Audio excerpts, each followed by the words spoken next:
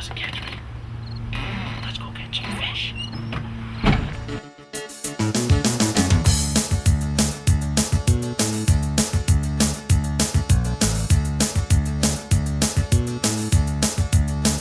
Alright, here we are, one of my favorite pizza holes.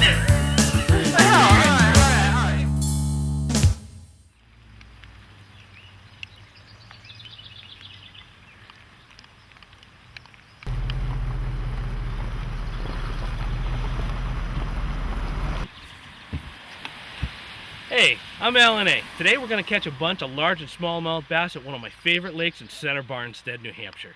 This is called Half Moon Lake. Sits on about 300 acres of water. Absolutely perfect conditions for today. A little bit of overcast, a little bit of rain. We're going to catch some pretty awesome fish. A lot of largemouth, a lot of smallmouth. Let's do this. This is a huge tool when it comes to fishing, especially for large and smallmouth bass. You don't want to stress them out by handling too much. Not to mention, you get a hook in the face. You're putting a lot of pressure trying to horse them up into the boat.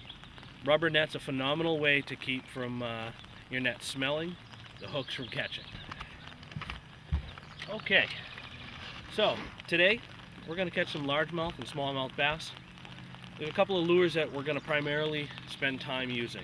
It's going to be a lot of plastics or rubber baits, however you want to call them. But one of the big ones we're going to use today is a white frog.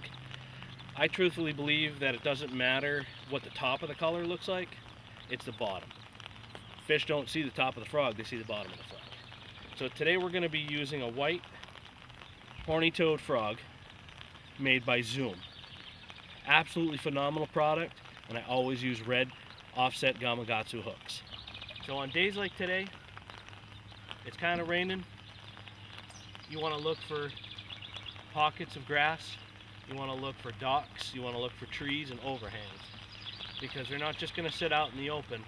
Bass are ambush predators.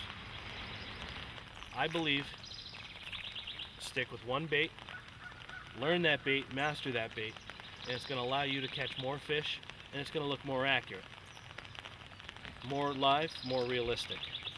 The most important thing about this particular type of bait is you want it to be weedless. So you can see I'm running my hand right up and over the hook, and that's just by skin hooking it. I'll show you a little later on in the show. So the way I work this bait, especially in a type of condition like what you're seeing here, where there's a lot of what I call foliage, a lot of grass, a lot of just greenery.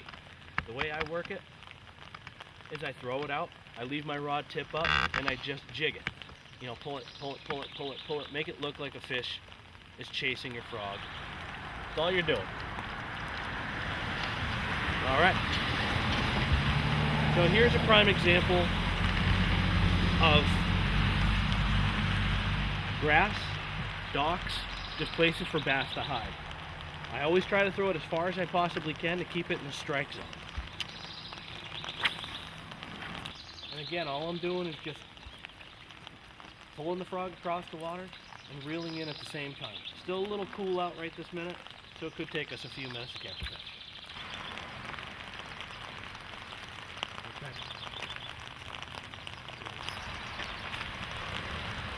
Oh, there we go. There we go. Nice fish.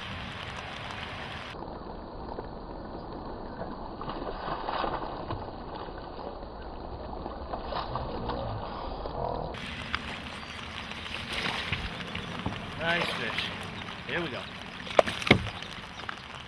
Oh, look at that. A little salad with your dinner. All right. First largemouth of the morning. Okay. So now we've already caught a fish. Now we're going to show you how to release it. What a perfect hook set. Do you see that? Right off the top, right in the meat of the fish. Very, very healthy. Look at the fat belly on him. Absolutely perfect. No spots. Fantastic fish. So, get the hook out, like so. And don't worry, these fish, they don't really have teeth. More like sandpaper. Okay, let's get a look at them. Absolutely beautiful, beautiful fish. All right, so the easiest way to release them is put them in the water and just kind of let them go. and he's done. That's it. All right, so we've already got a fish in the boat.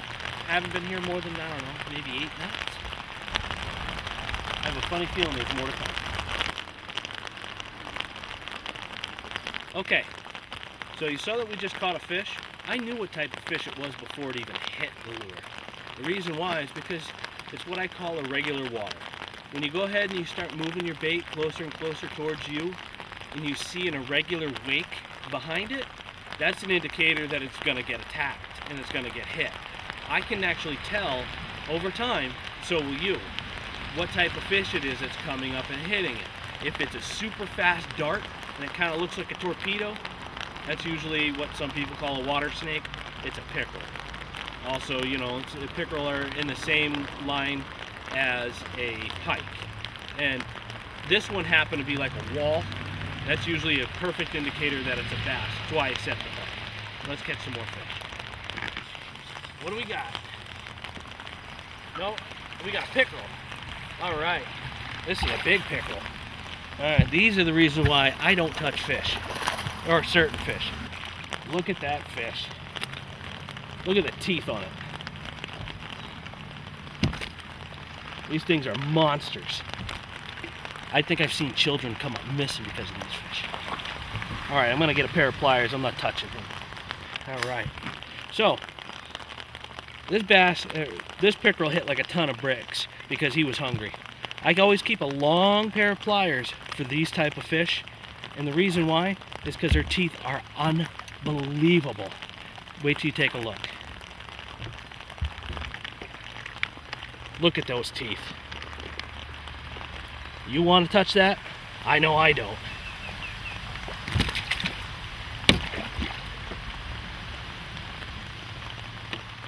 Well, there goes my bait.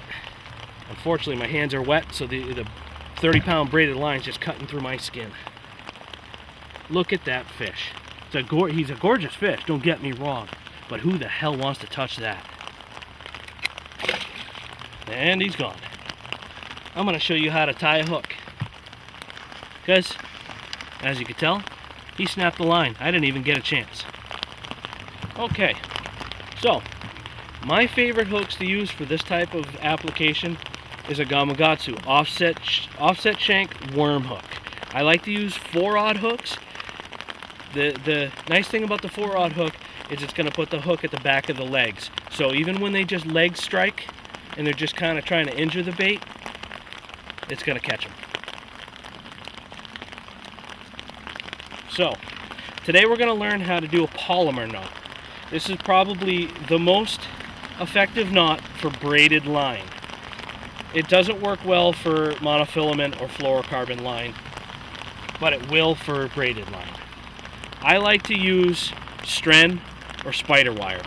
I use 30-pound braid, phenomenal for this application.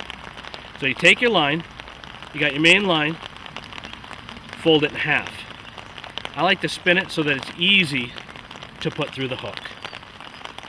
Take your hook, go through it once. Now it's sitting just like this. Make a knot. One time. Now you've got your little loop, you've got your main line, and you also have your tag line. Hold both of those with one hand. Now, take that little loop, open it up,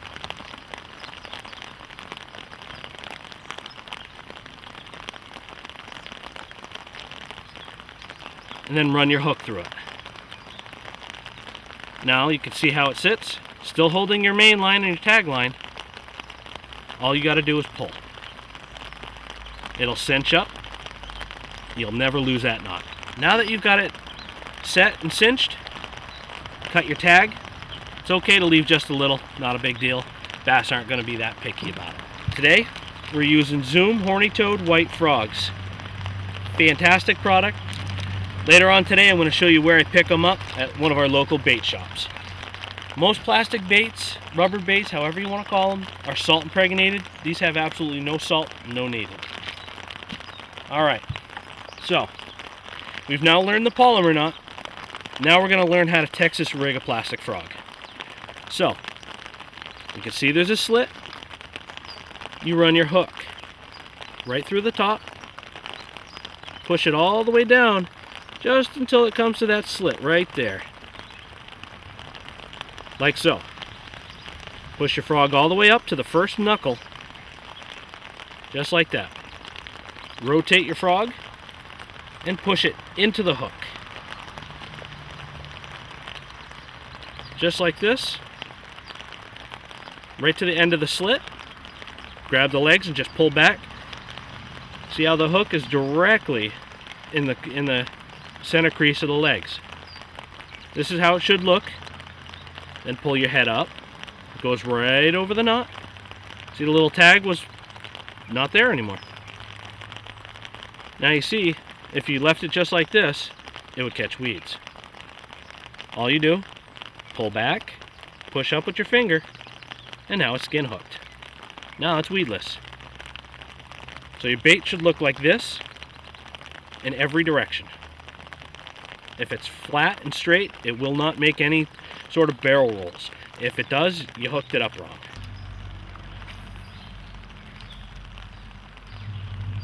So, as you can see, if you look just up ahead, we got a bunch of grass, bunch of lily pads. I think we're going to lock into something pretty awesome in a minute. All right. So we just hammered into another little guy. Nothing big yet. All right. I foul hooked him. You can see it's through the nose. He's not going to be pleased about this. The good news is it's still a good hook set. Unfortunately, I got him right in the meat. So we're going to have to take a second and be a little more aggressive with the removal of the hook. There we go. Another healthy fish. Not big, but you get the idea. He tore that one up. That's the only downfall to plastic baits. The nice thing is they're pretty inexpensive. What I've noticed so far is they're sitting in the grass, they're sitting in the pads. I like to take my time and start right at the shoreline and work my way out, because it gives you an opportunity to see if they're looking for bait fish. Because they're such a predatory fish, they really enjoy striking in shallow water. Fish. Nice fish, guys. Here we go. We strike this one the minute it hit the water. All right. Good fish. All right. Another salad with my dinner.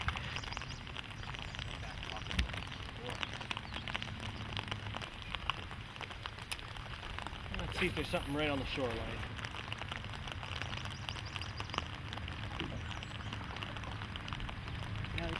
There we go.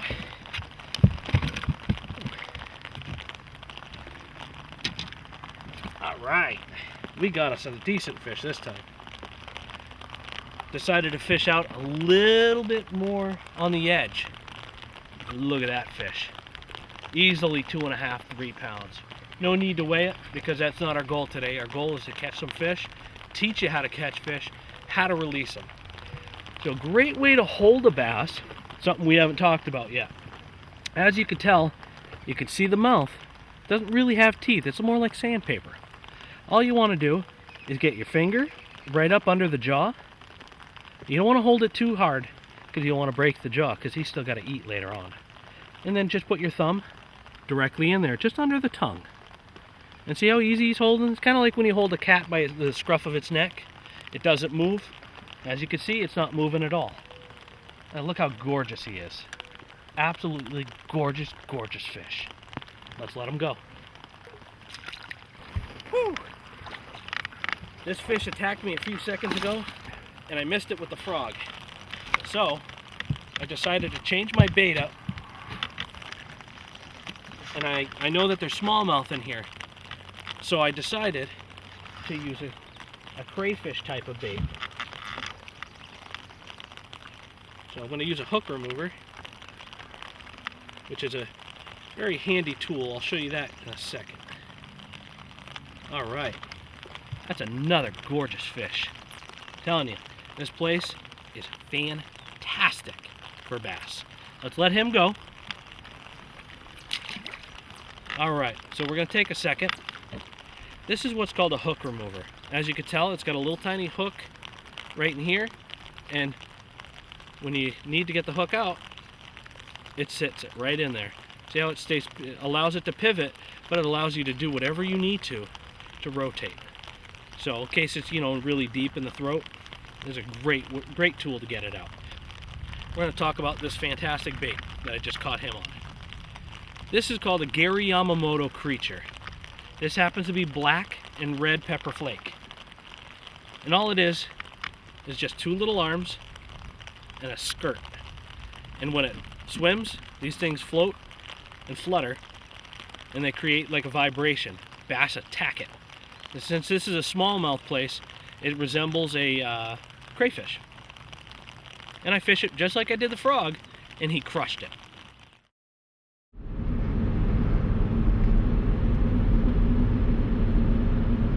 All right, well, that's pretty much the end of our fishing trip today. Rain didn't seem to let up, but we still caught a bunch of Larrys. Fantastic day of fishing.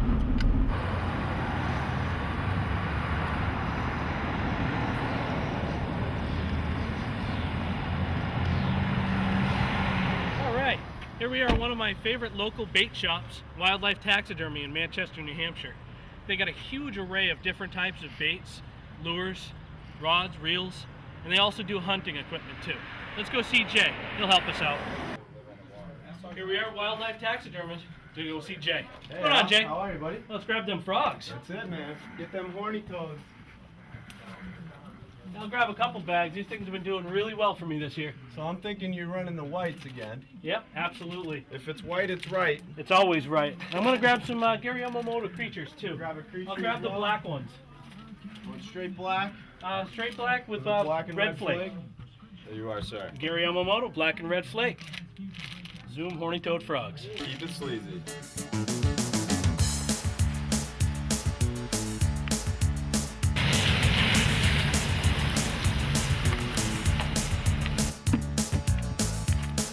All right, just finished a great day of fishing. The camera guy and I are going to make our way to the favorite pizza shop called Patriot Pizza. All right, here we are in Center Barnstead at one of my favorite sub shops, Patriot Pizza. We're going to go ahead and get a couple slices. I just want to take a second to thank you for joining me in my fishing today. I'm going to do a large pizza, a couple of sodas. And what do you want, big guy? It's all good. Pizza at Patriot Pizza. I want to thank you again for joining me on my fishing This is New Hampshire's. This is New Hampshire, New England. Here we're going to catch some bass. Damn it.